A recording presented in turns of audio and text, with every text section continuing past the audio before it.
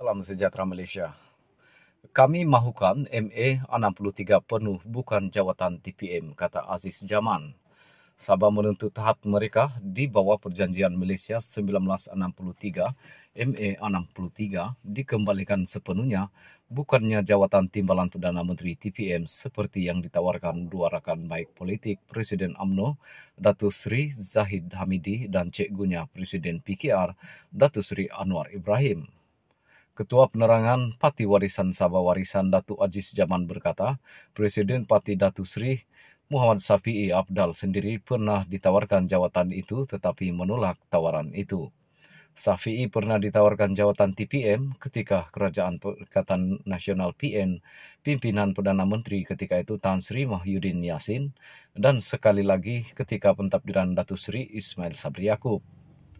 Apa yang dimahukan oleh rakyat Sabah dan Sarawak seakan ialah pelaksanaan segera dan penuh MA 63 yang telah dipersetujui satu masa dahulu di kalangan Sabah, Sarawak dan Persekutuan Tanah Melayu ketika pembentukan Malaysia.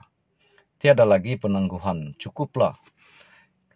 Kita tidak mahu lagi mendengar beberapa seri rundingan melalui jawatan kuasa yang tiada titik resolusi, dan kita tidak mahu lagi mendengar pelbagai alasan seperti menunggu sehingga kedudukan keuangan kerajaan pusat kukuh, barulah MA 63 boleh dilaksanakan. Ini kerana kedudukan keuangan pusat kerajaan tidak ada bertambah baik dan mengambil kira salah laku dan rasuah, salah guna kuasa dan kronisme yang berlaluasah di negara ini. Kita mahukan hak sama rata, formula adil dan kesaksamaan untuk Sabah dan Sarawak sebagai rakan kongsi sama rata dalam pembentukan negara ini, dan kita tidak mahu lagi diabaikan sehingga Sabah dan Sarawak ketinggalan jauh dari segi pembangunan dan infrastruktur.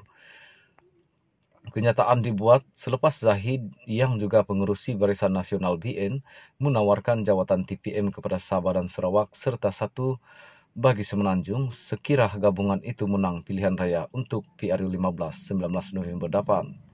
Rakan baik Zahid Anwar juga melaporkan membuat janji yang sama walaupun beliau berkata Pakatan Harapan PH akan melantik 2 TPM, seorang dari Semenanjung dan seorang lagi dari Sabah dan Sarawak.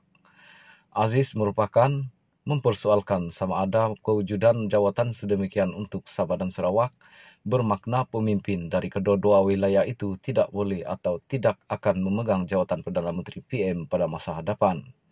Adakah ini bermakna hanya rakyat Semenanjung Malaysia sahaja yang layak mendapat jawatan nombor 1 negara?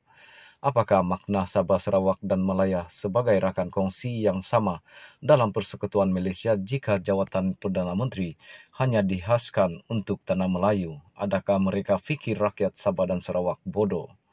Aziz menegaskan bahawa rakyat Sabah tidak mahu gula-gula pilihan raya umum dengan sedikit atau tiada apa yang dicapai dalam perkara berkaitan hak kepentingan dan kedaulatan Sabah dan Sarawak seperti yang dinyatakan dalam MA 63. Beliau mengimbau ketika pilihan raya kecil Parlimen Kimanis pada Januari 2020, Zahid pernah berjanji bahawa tuntutan Sabah dan Sarawak dalam MA 63 akan dilaksanakan 100% jika BN menawan semula kerajaan pusat. Apa dah jadi dengan janji? Mana perginya janji-janji itu?